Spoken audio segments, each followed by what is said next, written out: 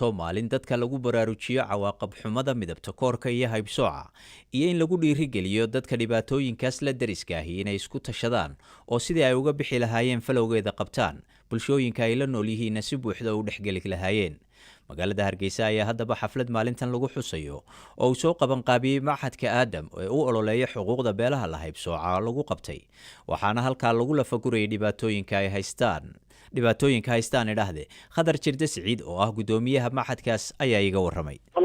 faquuqan baa dhibaatooyinka bulshadani ay ka tirsanayso bulshooyinka kale aad ay u fara badan yihiin, balse laakiin waxay ku soo ururayaan inuu yahay mushkiladani amba haybsoocani mid dhaqan oo ka yimid dhaqan soo jireen oo waqti hore ka dhaqan galay dhulka Soomaalida. dadkani waa dad lagu haybsooco amba lagu faquuqo farsamooyinka ay yaqaanaan amba xirfadaha ama shaqooyinka ay ku shaqaystaan.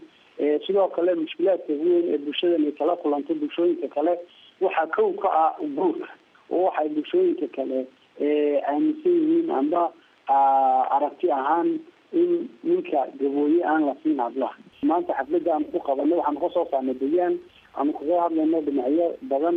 waxaanu rajaynaynaa insha allah in xal waara loo helo mushkiladda kala dhex taala bulshooyinka Soomaaliyeed, gaar ahaan bulshada lagu haybsooco. laakiin marka nolosha guud la eegayo ee ay dadku isku dhex jiraan ee suuqyada la wada joogay wax la kala iibsanayo, wax la wada cunayo, meelo wax lagu wada cabayo, ma muuqdo takoor ilaa xad la oran karo dadkii aad baa loo faquuqaya.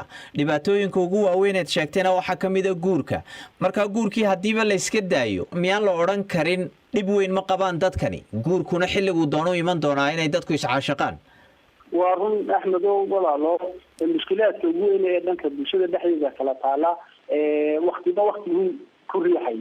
maanta waqtigan la joogo iyo waqtigii hore waxba isbedel weyn waa jiraa oo bulshada in badan ay tadahur badan ay sameeyeen. marmar waxay jiri jirtay bulshooyinkan soo maray aan iskuulada tegi jirin oo aanay meelo kale tegi jirin. mushkilaad badan ay kala soo darseen waa laga soo gudbay Axmedow, balse imika mushkilaadka ugu weyn ee dhankan bulshadan haystaa dhanka dhaqan aad intii badnay waa la xaliyay, balse laakiin waxaa mushkiladda ugu weyn ee ka taagan tahay waxa weeyaan dadkan mushkiladda guurka iyo mushkiladda ka haysata ah farsamadii iyo dhaqankii iyo shaqooyinkii ay ku shaqeynayeen in lagu faquuqo amba lagu takooro. laakiin waxaa jira dood odhanaysa dadka doonaya inay u ololeeyaan beelaha gabooye la haybsooco inta badan xoogga ma saaraan halkii loo baahnaa oo waxay ka dhigteen un shaqo ay dhaqaalo ku helaan. miyaanay waajib ahayn inaad xoogga saartaan wacyigelinta bulshada sidii ay tacliinta iyo iskuullada iyo horumarinka bulsho ay iyaga laftooda isu soo dhisi lahaayeen?